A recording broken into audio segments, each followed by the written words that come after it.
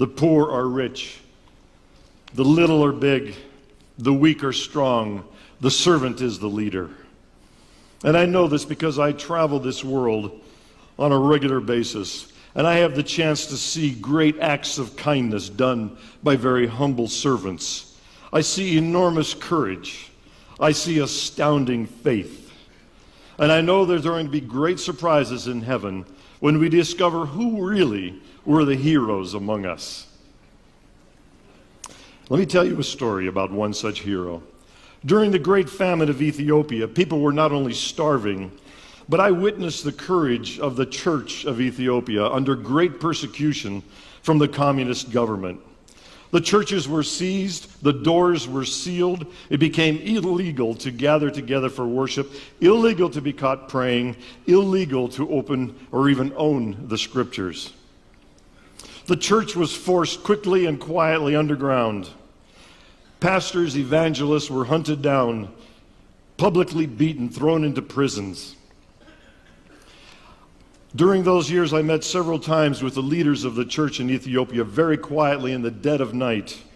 They needed to be encouraged. They needed to hear about the rest of us, what was going on in the world. It wasn't unusual for them to push a Bible, a hidden Bible, across the table to me and say, well, one day I was in the town of Sodu in southern Ethiopia, and I met a remarkable man of God, Tadessa, Asay, a pastor who would not give up preaching the gospel.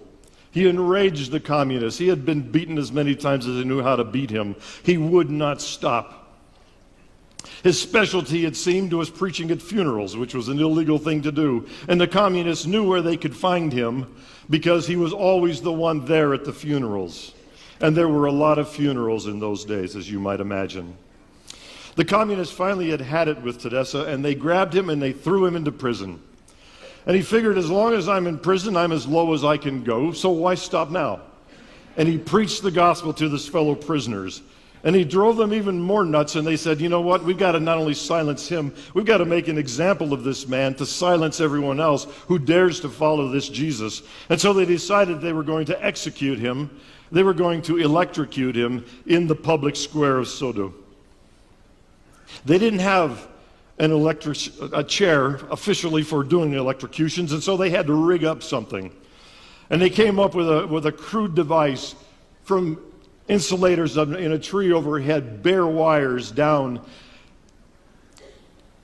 Tadessa had to reach his hand through the bare wires, reach around, and grab hold. And this pastor knelt in the public square while they did speeches to ridicule him and to advance communism. They gave this little pastor a moment to give himself back to God, if that's what he wanted to do, and threw the switch. And psst, the fuses all across town blew out. The lights were gone, smoke everywhere, sparks everywhere, but there he was alive.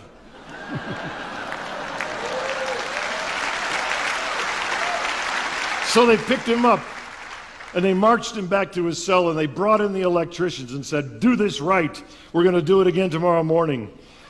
All that night, Tadessa preached in the prison. What else could they do? Now he knew what his destiny was. I die and it's over. I go to heaven. He preached, and they marched him out the next morning, having fixed everything.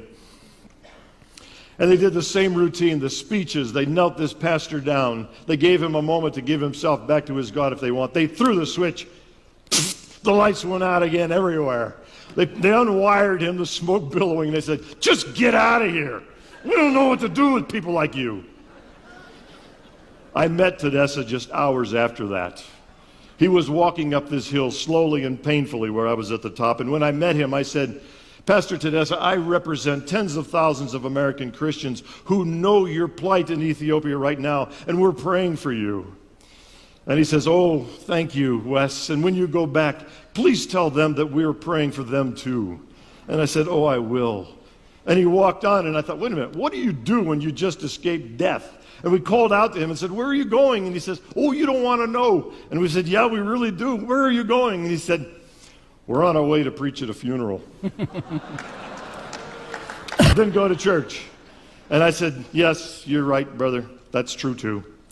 And he said, we had one copy of the scriptures in my church. Somebody found it, and I tore it up.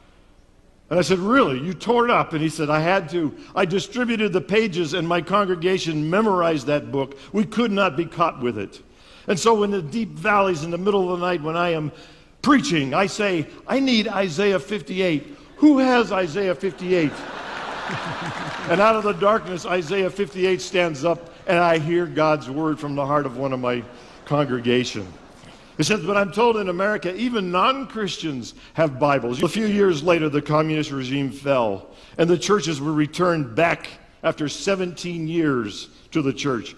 And in spite of all of the deaths that had occurred, when they gathered together that first Sunday, to their surprise, there was not room for everybody. During the oppression, the church had grown fivefold. There was not room to get in. That was a very confused first Sunday back. Only God does that. The next Sunday, they had barely time to put up loudspeakers on the eaves of the churches because far more people were sitting on the hills outside the church than could get inside the church. And if you wanted to get inside the church for a seat, you had to get there 2 and 3 hours early. And the spontaneous worship as they shared what it was like to have gone through that overwhelmed them. And Ethiopia, because of the oppression, scattered across the Middle East. And now there are churches planted all across the Middle East. They are the channel into the Middle East where I maintain the rest of human history is going to be written. Revelation 7. After the Uai, seu app de vídeos curtos.